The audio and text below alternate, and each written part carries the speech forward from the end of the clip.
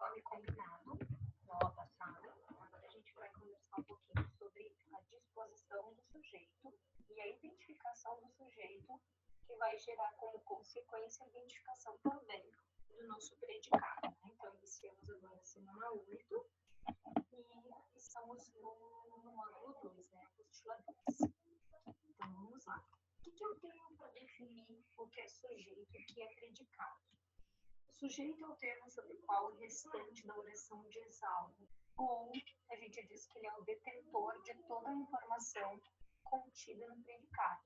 O predicado é a parte da minha oração que contém o verbo, e aí, como característica dele, ele vai informar algo sobre o meu sujeito. Como é que eu defino, né, o que é sujeito e o que é predicado? Essa oração aqui, as partes estão cada vez mais desertas, a gente tem uma divisão entre o sujeito e aquilo que eu falo sobre ele, que é o fato de estar cada vez mais deserta. Mas como identificar? A primeira coisa que a gente diz para você fazer é identificar o verbo. Por que isso vai facilitar? Porque as minhas orações nem sempre são na ordem direta, elas nem sempre são iniciadas pelo sujeito, porque o sujeito pode vir no começo, pode vir no meio, pode vir no final. E aí, identificando o verbo, a gente costuma dizer que o verbo, ele denuncia quem é o sujeito da minha oração. Por que ele denuncia? Porque ele precisa estabelecer uma concordância. Ele vai concordar em número e pessoa com o sujeito que acompanha. Então, o verbo no plural, sujeito no plural. Ou a ideia de identificação de que a gente pode ter esse meu sujeito, muitas vezes até indeterminado. Então, a identificação do verbo é a minha primeira etapa nessa realização. Então, vamos lá. O que eu vou fazer a partir do momento que eu identificar quem é o sujeito, quem é o verbo? Eu vou perguntar a ele quem é que ou que é que. Então, eu achei o verbo aqui nessa oração que dizem. Eu vou perguntar para ele quem é que dizem alguma coisa. Os magos do sul. Então, aqui eu tenho uma frase invertida, tá vendo? Eu inclusive, chego a intercalar o meu predicado, né? Eu abro o meu predicado e coloco o meu sujeito aqui no meio. Aqui é sujeito. Tudo aquilo que resta do meu sujeito é o meu predicado. Então, os corvos dizem e são passageiros do terror. Como é que ficaria a minha frase na ordem correta? Os magos do sul dizem que os corvos são passageiros do terror. Eu tenho até o que está sendo ocultado, né? Ele é elíptico nessa oração. Então, eu achei essa relação ali que eu consigo identificar o meu sujeito. E essa identificação do sujeito vai fazer também com que eu consiga caracterizar a disposição dele na minha frase, a posição dele. Então, a ordem direta é a ordem natural da organização da minha frase. A ordem direta prevalece sempre a clareza, a objetividade, a simplicidade da minha oração. Por que ela é uma oração clara? Porque eu vou ter a ordem de sujeito, verbo e predicação. Isso é uma ordem direta. O meu sujeito está anteposto ao verbo e anteposto ao predicado. Tá vendo? As crianças brincavam despreocupadas. Quando eu coloco na ordem inversa, o meu sujeito estará após o meu predicado. Mas ele pode vir depois, ele pode vir no meio, ele vai estar em qualquer posição que não seja a primeira, porque a ordem direta é sempre a ordem de sujeito, verbo e predicação, tudo aquilo que está no predicado. Então, quando eu desloco qualquer termo da minha oração e tiro o meu sujeito da sua posição de primazia, que é aquela posição inicial, o primeiro termo da minha frase, eu já tenho uma ordem inversa. Eu posso chamá-lo de ordem inversa, eu posso dizer que isso daqui é uma ordem invertida, e ainda posso chamar isso daqui de hipérbato. Hipérbato é uma figura de linguagem que é caracterizada justamente pela inversão sintática dos termos. O que a ordem inversa faz com a frase? Ela traz para essa frase um valor mais pomposo, mais subjetivo, porque vai existir uma dificuldade um pouquinho maior para identificar o sujeito da minha oração. Isso é muito comum nos poemas, Na literatura barroca, por exemplo, era uma característica, né, do barroco, a inversão frasal, porque eles pregavam a subjetividade, né, a indecisão, uma literatura mais difícil de ser interpretada. O nosso hino, por exemplo, nacional também é produzido todinho em ordem invertida ou inversa, ou hipérbato, ou ordem indireta, é tudo a mesma coisa, caracterizando o mesmo tipo de produção para essa oração, tá? O que eu preciso saber é que o meu sujeito não é a primeira coisa da minha frase, tá? Ele pode vir no meio do predicado, como nosso primeiro exemplo, despreocupadas, as crianças brincavam. Aqui, a ordem é invertida, tá vendo? Não é mais a minha ordem direta. E o sujeito aqui, ele é anteposto ao verbo, porque ele vem antes do verbo. Nesta daqui, a ordem é inversa, mas o sujeito está pós-posto ao verbo, tá vendo? Na ordem direta, o meu sujeito obrigatoriamente tem que vir como anteposto ao verbo, antes do verbo. O meu sujeito, como formato dele, como identificação do sujeito na frase, ele pode vir em um formato oracional. O que isso significa, tá? Que eu vou ter uma oração todinha exercendo a função de sujeito. Quando é que acontece, quando é que a gente pode encontrar um sujeito oracional? Todas as vezes que o meu período for um período composto. A gente não encontra isto em período simples. O que é um período composto mesmo? A gente viu lá no vídeo anterior. É aquele período, ó, limitado pelo ponto, que terá dois ou mais verbos.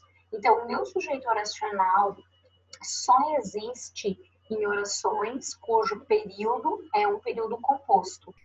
Esta oração aqui, para ter um sujeito oracional, obrigatoriamente tem que ser do tipo substantiva. Quando é que ela é substantiva?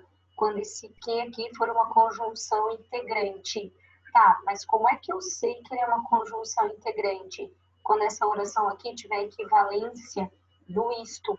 Quando eu puder encaixar aqui o isto, ó, é preciso isto. Então, isto daqui é uma oração subordinada substantiva. Mas quando é que ela pode exercer a função subjetiva, tá vendo? De sujeito oracional. Quando nessa primeira oração aqui, ó, não tiver sujeito. Quando aqui não é preciso, que é a minha oração principal, não possui sujeito, obrigatoriamente esta daqui vai ser um sujeito oracional. Não é o saibamos, não é a verdade, não é o quê? É tudo isto daqui exercendo a função de sujeito dessa primeira. Ela está invertida, ó. É preciso isto. Isto é preciso. Então, ela é chamada de subordinada, substantiva, subjetiva, mas eu posso dizer que isso aqui tudinho exerce a função sintática de sujeito. Que outra forma ele pode aparecer? O meu sujeito também pode ser pronominal. Quando é que isso acontece? De novo, quando possui aqui um pronome dentro de um período composto, não vai existir em período simples. O que isso significa mesmo? Que eu vou encontrar dois verbos dentro desse meu período. Quando é que ele é pronominal? Quando esse que aqui for um pronome relativo e tiver equivalência semântica de o qual, as quais, pelo qual, por qual. Eu vou trocar por uma outra relação de pronome relativo para diferenciar este que aqui desse que aqui. Este aqui é o isto. Este daqui eu vou colocar o qual. Então, eu encontrei a garota, a qual estava perdida. São duas orações, tá vendo? Eu encontrei a garota, ponto. Esse quem aqui está no lugar de quem? Na palavra garota. Encontrei a garota, ponto. A garota estava perdida. Este que aqui está no lugar desta palavra, só que na sua segunda aparição. Na segunda aparição do termo garota, ela é sujeito da frase, porque eu tenho a garota e estava perdida. Quando esse que aqui, ó, substitui um termo, ele absorve a mesma função sintática desse termo que está substituindo. O pronome relativo tem duas funções. Uma, ligar estas orações aqui, outra, exercer a função de evitar a repetição de um termo. E quando ele faz isso, ele assume a mesma função sintática do termo que ele está usando, né? Essa conexão. O pronome relativo, ele pode ser qualquer coisa, pode ser sujeito, objeto direto, indireto, aposto, adjunto, adverbial, adnominal. Nesta oração, o que é o sujeito do verbo estar. Então, este quesinho aqui exerce a função sintática de sujeito. Eu posso, numa questão, por exemplo, pegar isso daqui, grifar as crianças, grifar que saibamos a verdade, grifar só este quesinho aqui e dizer que esses três termos ou expressões grifadas exercem a mesma função sintática. E essa alternativa seria verdadeira, porque todos eles exercem a função sintática de sujeito, só em formatos diferentes. Então, uma informação bem importante, além de toda essa definição, a gente viu a disposição, que ele pode vir no começo, no meio e no fim. A gente viu como identificar o sujeito, que é identificando o verbo e fazendo aquelas duas perguntinhas, quem é que ou o que é que. Segunda, terceira informação que a gente viu, o formato dele, que ele pode vir como um termo normal, como uma oração, como um pronome relativo. E aqui tem informações que constituem o processo de formação do sujeito na minha oração. É o que tem de mais antigo quando a gente estuda sujeito e predicado. O que é essa relação? Que não se separa sujeito e predicado com vírgula. Quando é que isso é comum? Não é quando a gente tem orações curtinhas, como, por exemplo, com essa daqui, ou aquela primeira. Quando é que isso acontece? Quando o meu período é mais longo, e às vezes eu coloco a vírgula buscando uma pausa para respirar, como antigamente as pessoas diziam que a vírgula tinha esse papel. Hoje a gente já viu que a coisa não é bem assim, né? Que existem uma porção de regras e que elas devem ser respeitadas. Uma delas é de que eu não posso separar sujeito e predicado, que é o sujeito e o verbo, como eu também não posso separar o verbo dos seus complementos verbais com a vírgula também. Então, quem é que informou que o dia e o horário da audiência ainda não estão confirmados? A assessoria de imprensa do Ministério da Fazenda. Tudo isto daqui é sujeito da frase. Entre este sujeito aqui e o início do predicado, que está iniciando pelo informar, tem uma vírgula, tá vendo? Essa vírgula aqui está incorreta. Eu preciso retirá-la, porque eu não posso separar sujeito do predicado. Segunda informação, o sujeito não pode vir antecedido por preposição. Alguns gramáticos da atualidade já questionam um pouco essa regra e dizem que de repente não tem necessidade de ficar batendo em cima dessa tecla. Mas são alguns gramáticos, tá? Eles ainda não sobrepõem, por exemplo, a nossa gramática produzida pela Academia Brasileira de Letras, que é a nossa carta magna, né, da língua portuguesa. Então, a gente mantém essa regra como uma regra importante para a constituição do sujeito. Quando é que isso vai acontecer? De novo, não é quando o sujeito estiver na ordem direta, quando ele é a primeira coisa. Dificilmente isso vai acontecer. Quando é que eu ocasiono esse tipo de erro? Normalmente quando o sujeito está no meio da frase, ou está deslocado, está mais para o final. Como, por exemplo, nessa oração aqui, nesse período. Antes dos relógios existirem, tínhamos tempo. Hoje, temos relógios. Nesse primeiro período aqui, eu tenho dois verbos, existir e ter. O sujeito do verbo ter somos nós tínhamos tempo. Mas o sujeito de existirem, quem é que existiam, né? Quem é que existirem aqui? Os relógios? Isto daqui, tá vendo? É o sujeito dessa primeira oração. E qual é o problema dele daí? Ele está vindo antecedido pela preposição dos. Ele sofreu um processo de contração, tá vendo? Eu tenho a preposição de mais o artigo os. Quando eu junto esses dois aqui, eu tenho a preposição dos por um processo de contração. O que eu vou fazer para consertar isso daqui? Voltar para o seu formato original.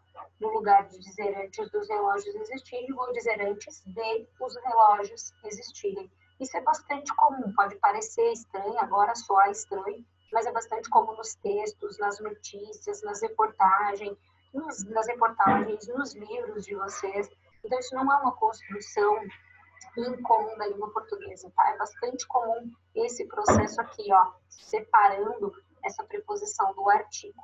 Então, antes de os relógios existirem, tínhamos tempo. Hoje, temos relógios.